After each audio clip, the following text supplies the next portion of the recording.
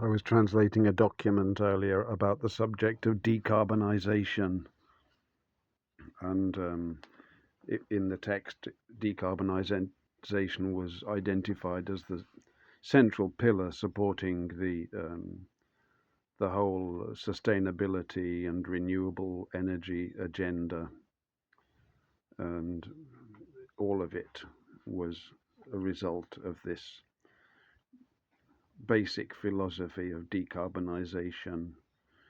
But I know I'm not the first person to point out that basically decarbonization is code for mass extermination, because we are carbon-based beings, where they tell us all the time we are to be removed in this decarbonization process. And I think it's probably about the great flood of ancient times. And I wonder whether our opponent would leave 8 souls as the basis for his new world and destroy all of humanity, were it given unto his hand, which it is not, in my view. But certainly carbon has become the enemy, and silicone has become the champion, hasn't it? Silicone-based life forms.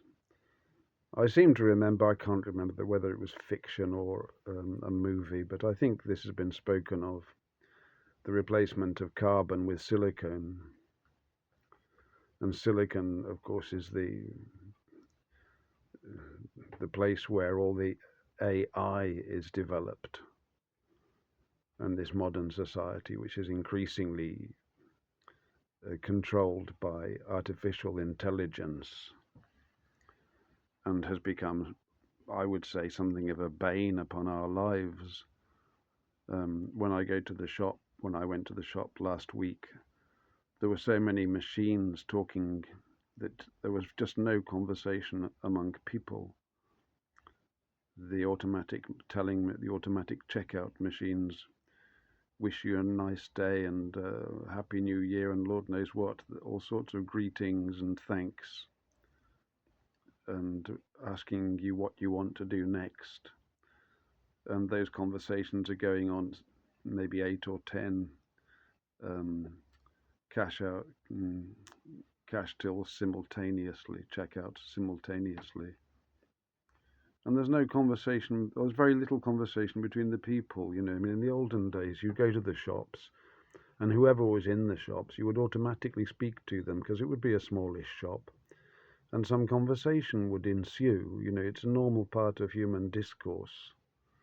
And yet now it's been very greatly removed, unless you go out and seek it. And I think if you do go out and seek it, then you'll find it.